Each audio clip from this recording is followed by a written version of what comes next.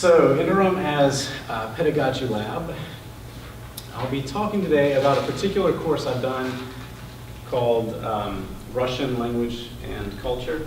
I've done it twice, and there's sort of two versions of it. One that focuses in terms of regional focus on Russia itself, and then another one that has the same language component, but focuses on former Soviet, either former Soviet republics, or I also throw in Cuba, which is my area of specialty within the Hispanic world, as a sort of Soviet satellite example.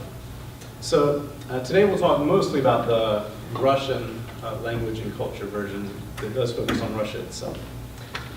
And this course, I think, for me, came out of a lot of lunchroom conversations about the agony and the ecstasy of Interim, about how Interim is this place where you can do whatever you want, but at the same time, you have to, among other things, deal with very low, certainly at times very inconsistent at best, student investment.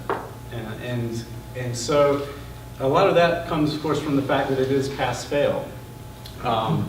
So there's the absence of the normal motivator for students. And there are a lot of other sort of social things going on that make Interim different and a little bit hard to, I guess, to get up the same degree of motivation for students.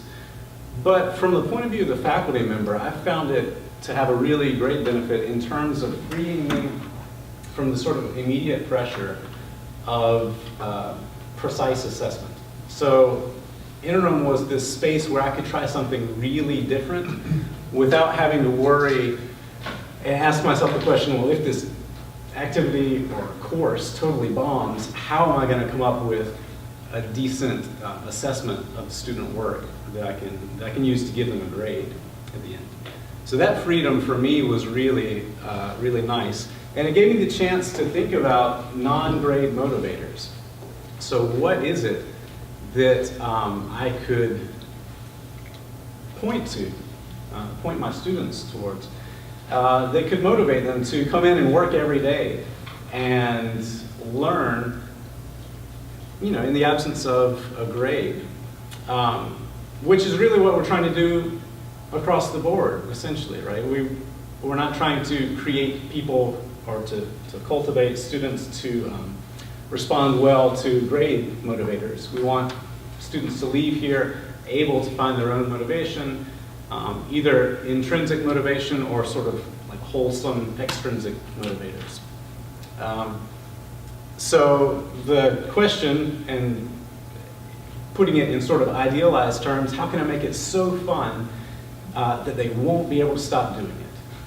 Or short of that, how can they at least come in with, a reasonable motivation to have an active class and to invest an appropriate amount of time outside of class? So those were some of the questions kind of twirling around in my mind as I began thinking about how to do this Interim. Essentially, as you'll see, the tack that I took was what you might call gamifying the classroom. This was something I began in my second Interim and then kind of developed further the third time I taught Interim. But there were a couple of influences, a couple of sort of thinkers on pedagogy that I was interacting with, right, intellectually, right, as I planned it. One of them was in the form of a faculty reading group that we had here, Jose Antonio Bowen, in the book Teaching Naked. A couple of sort of nuggets from that book stuck out to me and really resonated with regards to this class in particular. And one was the idea of having high risk, low stakes assessment, essentially. He likened it to video games, where you can attempt a video game level and almost certainly, right, you'll die, but you can restart as many times as you want. Even if it means you have to go back to level 1 eventually, you can still restart. And so failure isn't something to be feared, beyond a certain degree at least. failure is essential. I mean, that's how you learn. You try something and then you die, and okay, I won't try it next time, or I'll try it this different way. That also sort of connected in my mind to something that I had studied at UNC, but I hadn't ever experienced firsthand, and that was problems-based learning.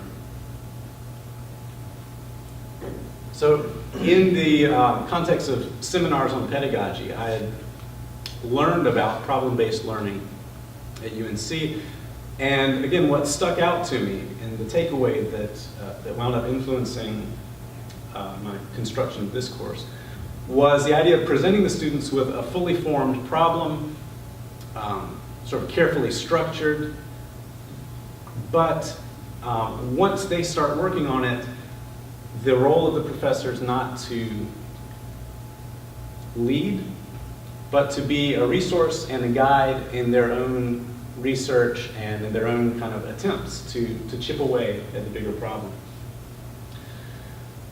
Another source of ideas for this that helped me quite a lot was a TED Talk by an IT guy. I'm not sure exactly what his role will be described as. The young guy who runs a startup that helps companies to gamify their products. So for example, they would take on such challenges as, how do we get people to remember to take their medicine on time? And they'd come up with a clever way to make people want to do this. So he outlines several game dynamics in this TED Talk, and I'll refer to those as I describe the course, because for me they were very helpful ways to try to think about what it is in a game that actually appeals to you and keeps you coming back, and how I could try to incorporate that into a course, or build a course around it.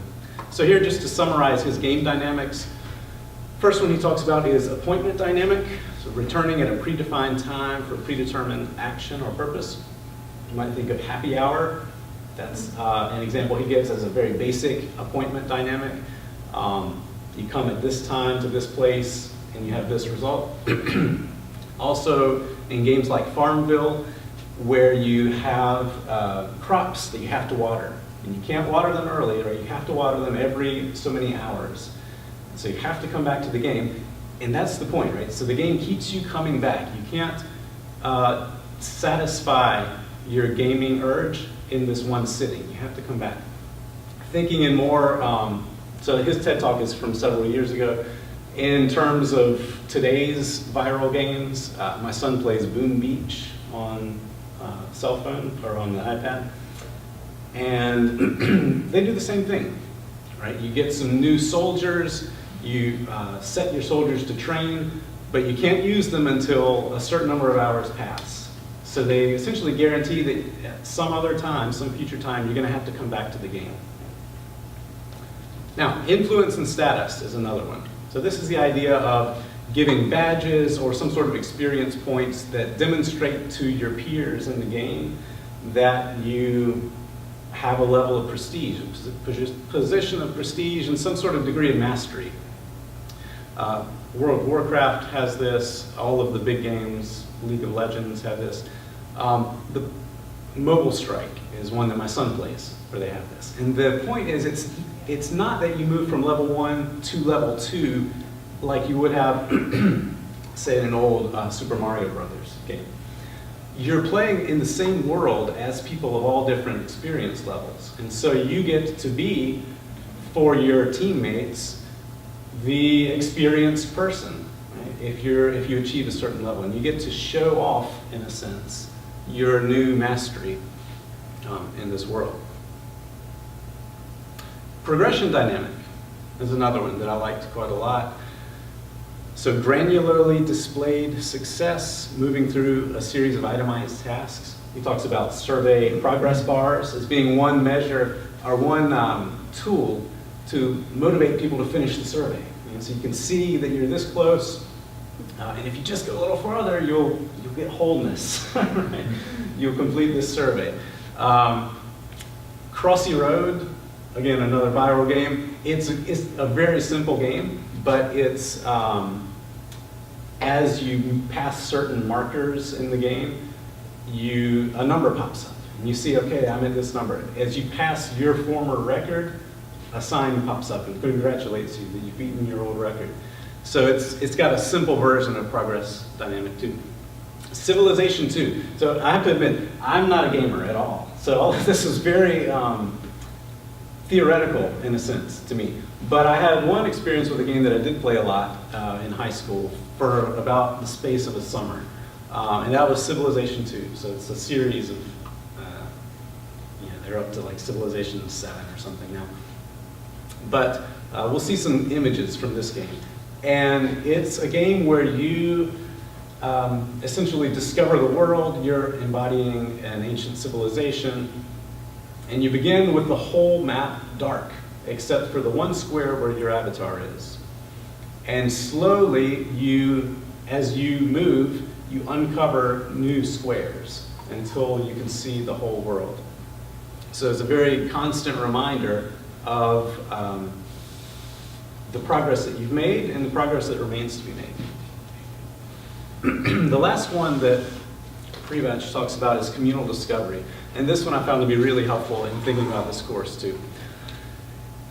Entire community rallied to work together to solve a challenge.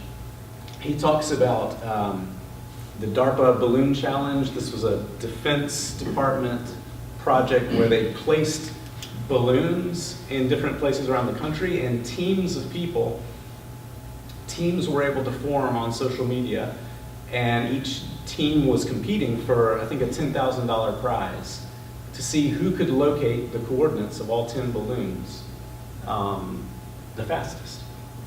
And so this was a crowdsourcing type activity. The point being, nobody can do it by themselves, but chipping in, there's some bigger thing that we can accomplish. And thinking about that in terms of the Civilization 2 images that we're going to see in a bit, now it's not just one player slowly uncovering new terrain in this world. The whole class together can contribute to uncover this kind of hidden terrain that they're going to be dealing with. And that hidden terrain we'll see more about when I get to the language game in just a minute. So again, in terms of the discovery and the progression, we're going from this to this. And being able to see that progress, the idea is that that in itself is motivating. Okay. So, all that sounded really good, but I wanted to see how it could be applied to stuff that I do already. So the question was, how do I gamify something in my discipline? Even though I was going to be working with the Russian language and culture as a context, I was interested in trying things that I could later use in Spanish or modern languages classes. So I was thinking of how those game dynamics map onto something like this. So this would be an image of the way that I would articulate the goals of any of the classes that I teach, basically. There's the language component, there's a regional competence goal, which might include, and almost always would include, history of certain regions, literature of certain regions. And then there's an intercultural competence component that includes the transferable skills that you would use either to understand broader ways in which cultures tend to differ, so cultural value dimensions, skills of perspective taking, relationship building, or attitudes, openness, flexibility, and so on. So how could these three regions be met in this game format? So that was the challenge. And the structure that I came up with is sort of a dual track structure. And basically every day we would spend the first part of the day working on our avatar, research, and embodying. And then the second part of the day would be the language game. They flow together, but they are on different chronological scales. As you'll see in a minute, Avatar stuff covers basically the 20th century to the present, whereas the language game is present day. So, what were the avatars? Well, if you look around, you may have seen come by a form that looks a little bit like this. The students on the first day of class built an avatar. You guys can look at this. This is actually from the Russian-speaking world, so it's slightly different. So they had the chance to choose their top 3 preferences in each of these aspects of identity. Ethnicity, religion is there, age, gender, profession, and there are also some questions relating to their ancestors. I'm really sorry, we have to get our supplies out of this closet. I'm really sorry. So they had the chance to choose 1 through 3, their top choices. At the end of the first day, I sat down with all of them, and trying as much as I could to honor their preferences, I assigned the characteristics to guarantee that we had a good spread of everything. So representation from different regions of Russia, ethnicities, at least insofar as would be sort of representative of the Russian population as a whole. So I didn't want everybody to be Russians. I also didn't want everybody to be some rather small ethnic minority. But I tried as much as I could to make it a wide range of experiences. Now, with that avatar built then, they had the task of learning about the world of the avatar. So that included what we call common input, the homework that everybody had to do. So certain readings, we had a history book that we read, we had short stories and just articles. We also had films, so we had 2 movies a week that everybody would watch. And these were the common things to give us a sort of baseline understanding of Russian life, mainly from the early 1900s through the present. Again, so regional competence there.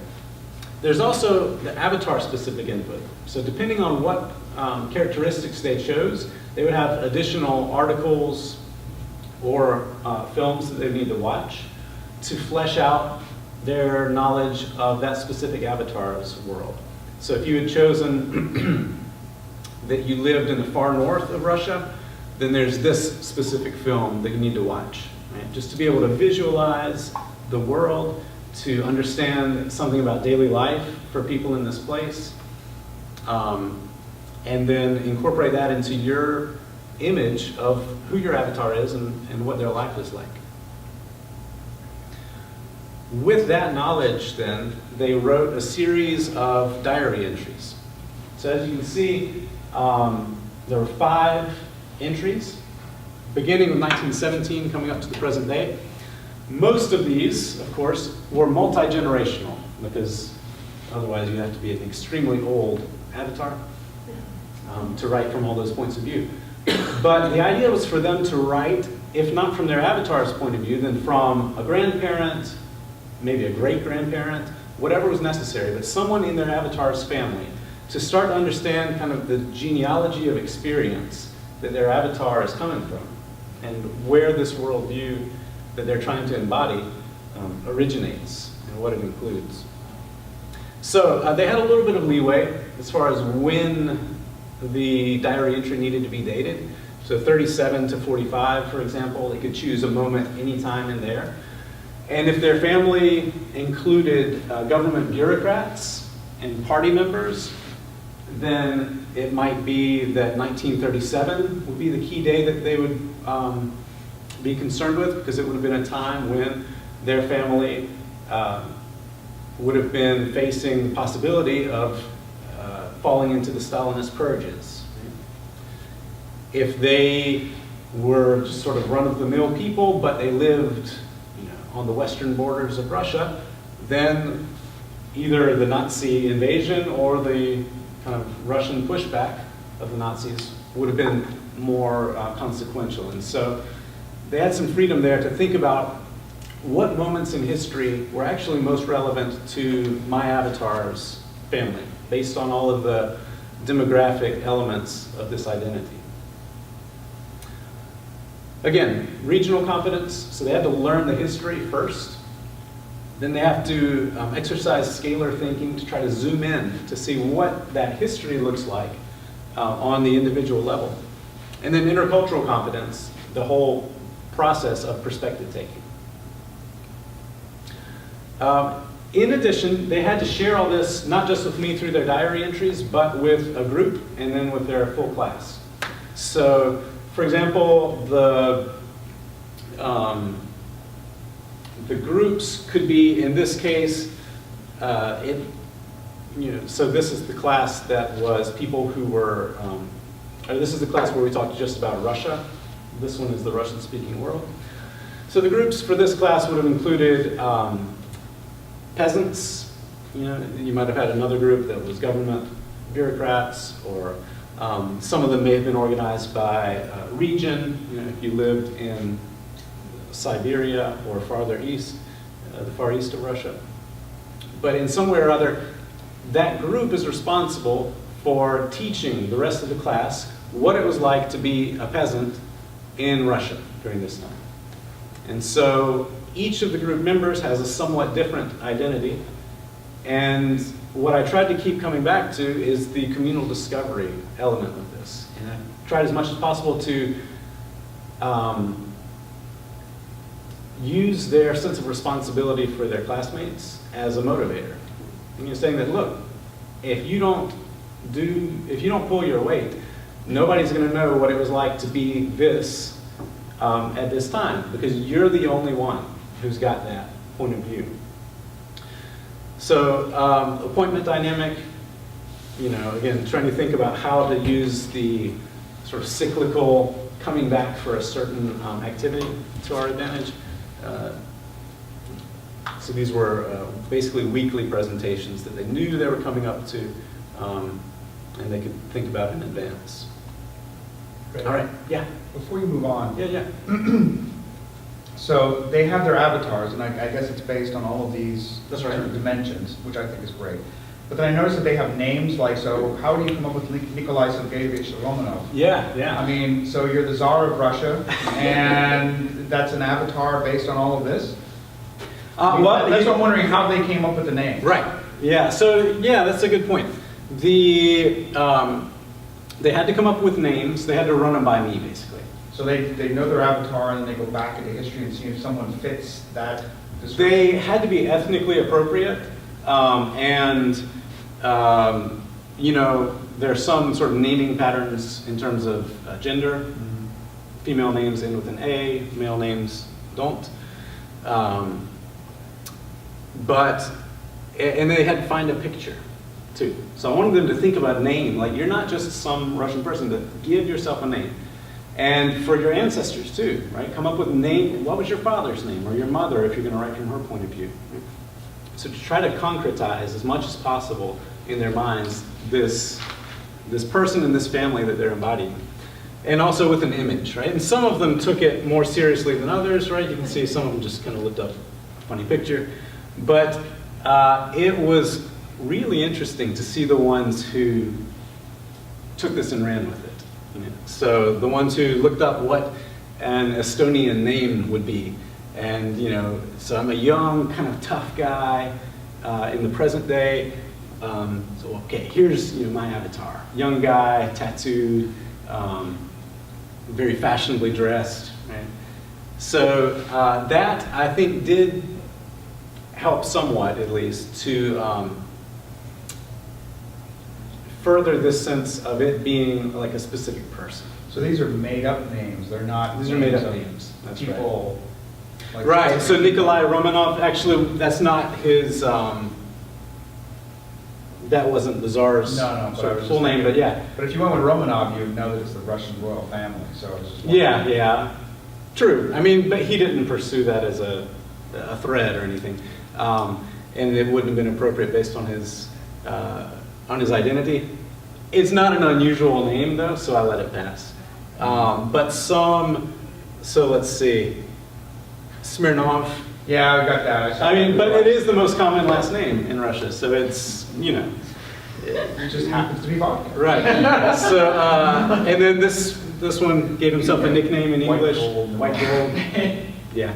You know, again, there were varying levels of sort of seriousness with which this was approached, but that was, I think, a helpful step. Yeah, I'm glad you brought it up, though. So they did have to come up with names, pictures. This one, of course, had even more variety because the Russian-speaking world class we were dealing with, we began with Ukraine, and then Georgia, Kyrgyzstan, and Cuba. So they had to look up, you know, what's a Kyrgyz name? Nobody had any ideas, right? So they had to look up that. And then, of course, go from there. So, thinking about the motivators here too. Another thing I'll point out before we move on to the language game is the little signs beside the names. So here, this is a famous Russian cartoon character called Cheburashka, and we watched a couple episodes of that show as homework. So if they had a really good avatar diary entry, they would get one of those. So this is essentially the badges mechanism, influence and status, right? They, over here, got their national flags. You know, if you're from Kyrgyzstan, I had a really strong Kyrgyz group. So they were all just outstanding, so they all got Kyrgyz flags every time. They did have a little bit of guided instruction. So I try every day to give about 10 minutes in which I explain some basic thing, but I try to keep it very basic, really. And I mean, 10 minutes in talking about a totally new language is not going to be much. The reason I try to keep it so short is that mostly I want them to wrestle with this on their own. So I try to point them in some helpful directions, and then they have essentially half the class to study independently or in groups, and when they feel ready, they step out in the hall with me for a level challenge. So if you're ready to take on the airport level, you know, bring it on. We go out in the hall, and it's like an oral quiz, basically, at that point. But high risk, like it's very common for them not to pass. And the first time or two that people don't pass, they're really down about it. But then they sort of get, you know, they get the idea. And it's interesting, so thinking about the communal discovery element, they catch on quickly that if they ask the person who just came in what happened, then they can start to get a sense of what to expect. So you see how much detail they get. This is actually the document they have telling them what to expect in the game. So they know basically the places they're going to go. But beyond that, they don't know what I'm going to ask, what sorts of problems might arise, or anything else. They just have to think, okay, if I'm going through the airport, what might I need to know, and what could possibly happen? What do I need to be able to say? What questions should I anticipate?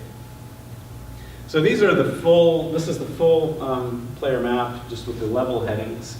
9 levels, basic sorts of task-based situational dialogues that they'll need to prepare.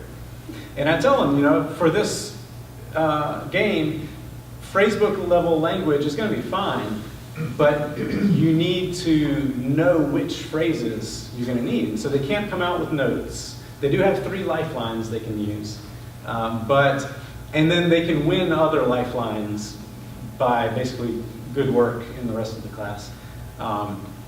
But it's very frequent for them to use up all their lifelines really quickly, or the opposite, they'll sort of hoard their lifelines and then just keep failing keep not passing the level. But you know, it works itself out. So again, they start like this, but they figure out that they can combine their knowledge, that they're actually not just a single avatar. They've got different people who are seeing different parts of the game map, and can report back to the class about the whole range of possibilities. So the game map, if you imagine like a series of forking paths, that's what could possibly happen to you in the game. So you enter the airport, but then you might be told to turn right or turn left, that sort of thing. And different things could happen to you as you move down these paths. All right, so you've seen the leaderboards, and we talked about them with regards to the avatar thing. Again, helping them visualize their identities, helping them take pride in and be motivated by the ability to demonstrate mastery. The level challenges, we talked a little bit about that. And that's visually demonstrated in front of the whole class, right? Which I thought would be helpful, and I think that was borne out well. You know, of course, at the end, you can see in both classes, pretty much everybody finished, not quite everyone.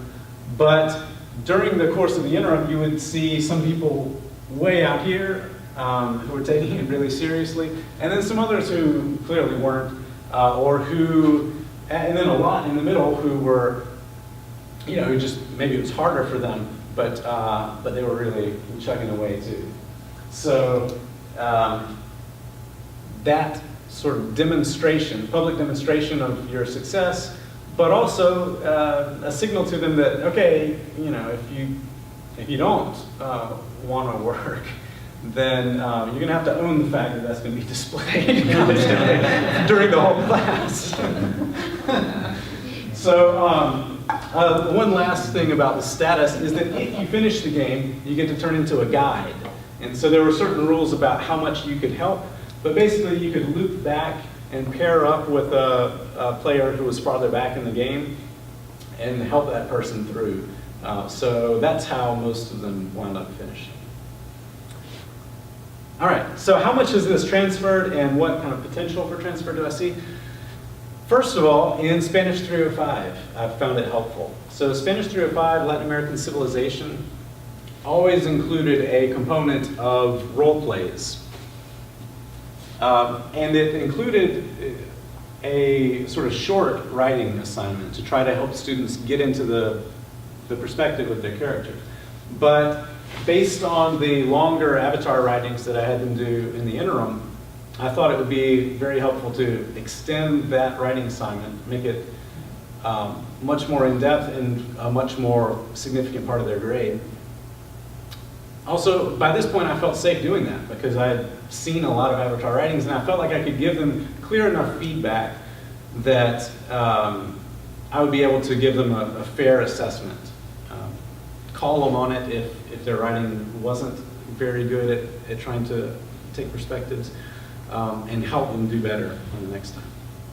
Another thing that I have adopted in Spanish 305 is a certain continuity of identities to build a little more expertise in a sense that they had something to contribute to that communal discovery, and also to build a sense of identification with their avatar, so that if you were an indigenous person in the first one and your side didn't come out that well, you know, you sort of think, okay, maybe next time. Well, by the third one, you're going to be really fed up, and it's actually going to be a more authentic role play experience because you're like, man, like we always get screwed. So, so that was one of my hopes with the changes to the 305 diary entries. This coming year, I hope to try some of the language game activities in Spanish 201 and 303. What I'm trying to envision is repeatable, high-risk, low-stakes quizzes. So how to work that, I really like the idea, how to work that time-wise, because the idea is going to take probably them coming to my office, you know, in office hours or something. How to make that sort of fit within a normal time constraint, I'm not entirely sure about, but it's definitely, I think, worth trying. So I'm going to try to come up with a couple of scenarios at least where they can do this on a repeated basis. And one last one is just what I'm calling the Vladimir Virtual Exchange in my current Global Perspectives class. That is essentially like an online pen pals program where we're partnering with a group of college students in Vladimir, Russia, which is the destination of this language game trip. And in the interim, we have used in the past online conversations with college students in Vladimir as a way to help the students envision this world that they're trying to embody. That just sort of has led to, you know, this broader collaboration that I'm doing in Global Perspectives. All right, so now we're going to play. So you all are going to go through the first level of the language game. 5 minutes to crowdsource what you need to do. You have the language map there. Passport control, baggage claim, and exit. Can you make it through and out? 5 minutes to crowdsource. You may want to divide and conquer in some ways. And then somebody's going to have to come up, but we can use lifelines to involve the whole crowd. And we'll run through the language game together. So 5 minutes to prep, and then we'll play for about 5 minutes. Как вас зовут? Where are you going? Russia. Okay. So we can begin. So let's get a new person, but same knowledge, right? We'll start at the same spot. So как вас зовут? You gonna look that up, maybe? This is bad, right? You're in a Russian jail. You're in Siberia.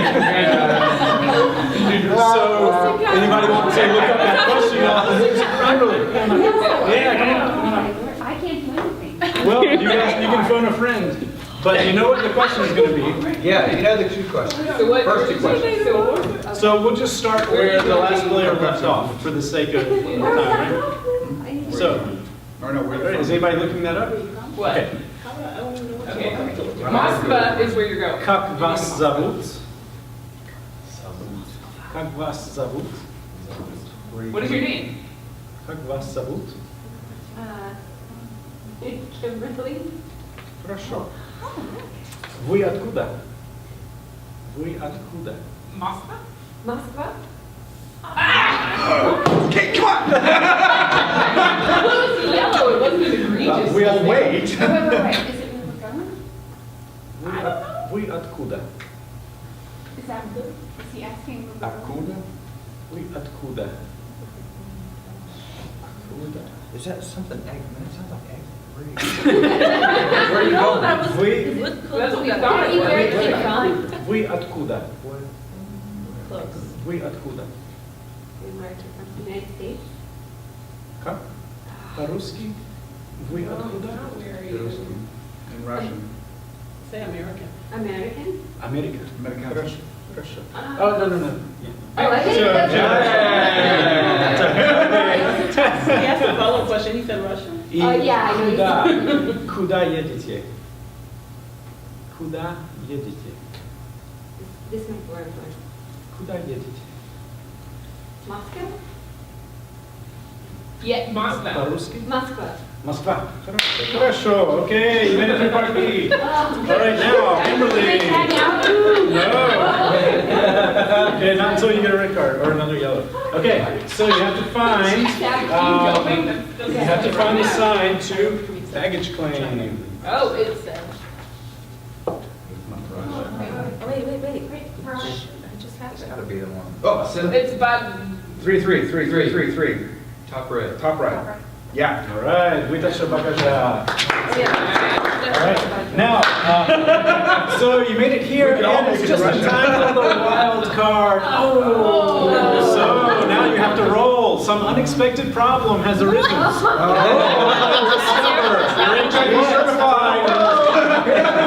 Okay, number 4. So let's see. You can read it out loud to the group. Oh my God. You left your passport on the plane. Go back and explain to the flight attendant why you need to re-enter the plane. So, okay. Muy passport. Yes, and point to the flight. Yeah. Okay. Здравствуйте. Yeah. Мой паспорт. Что? Muy passport. Muy passport? Паспорт. Паспорт здесь. Yeah. How do you say it? Passport Muy- здесь. Muy passport. Muy passport, да. И самолете. И самолете. В самолете. Самолет. Да. Самолет. Хорошо. Иди. Okay. I All just right. think Danke. No, that's German.